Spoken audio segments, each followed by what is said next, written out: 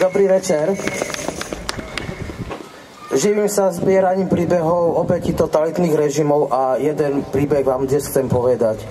Je to príbeh od človeka, ktorý je aj mojím osobným priateľom. V roku 2020 v Bielorusku po zmanipulovaných voľbách prebehli demonštrácie podobne ako je to dnes u nás. Tieto demonštrácie trvali necelé 2 roky. Už prvý deň demonštrácie policajné zložky trafili gumenným projektilom do hlavy vtedy len 19-ročné dievča Máriu Zajcevu. Mária absolvovala viacero operácií v Českej republike, ostala jej však jazva a doživotne stratila sluch na pravé ucho. Krátko na to sme sa aj zoznámili osobne. Keď Rusko napadlo Ukrajinu, tak Mária neváhala a od prvého dňa pomáhala ukrajinským utečencom. Avšak to jej nestačilo a odišla na Ukrajinu, kde pracovala v zdravotníckom stredisku. Ale ani to jej nestačilo a povedala, že jej miesto je po boku chlapov v zákopoch. Vydala sa teda k medzinárodnej légii, ktorá bojuje po boku ukrajinskej armády. Bola zranená a znovu sa vrátila do Prahy, kde sa liečila.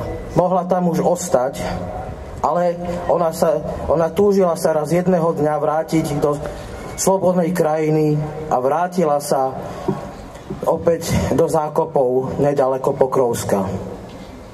Minulý mesiac 16. januára oslávila 24. narodeniny. Na druhý deň ráno ju zabili.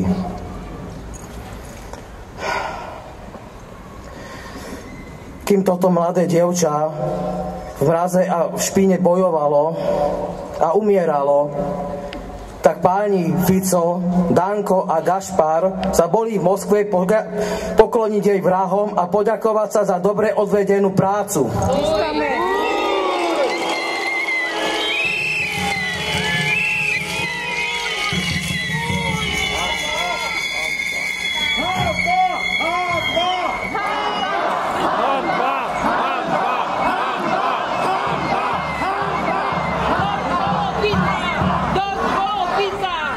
Títo páni nám potom rozprávajú nejaké príbehy o lacnom ruskom masle, ale nikdy som ich nepočul hovoriť o hodnote ľudského života.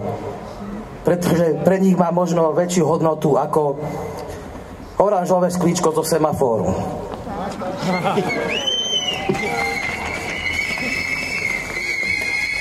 Nám sa vyhrážajú. Vyhadzujú nás zo zamestnaní, snažia sa nás vyhnať aj z krajiny. Mnohí ich fanúšikovia nám posielajú výhražné správy, chcú zakladať akési partizánske bunky, neviem na čo. A títo páni sú po väčšine mizogíni, sú možno vysokí, urastení, ale malá, drobná Mária im ukázala, že sú to len obyčajní zbabelci.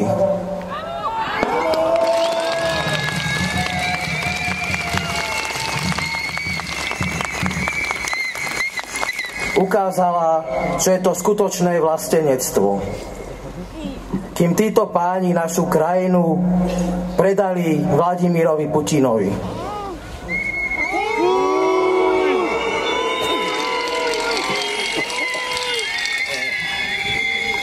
Priatelia, môj príhovor nebude dlhý. Chcem sa poďakovať, že ste dnes prišli.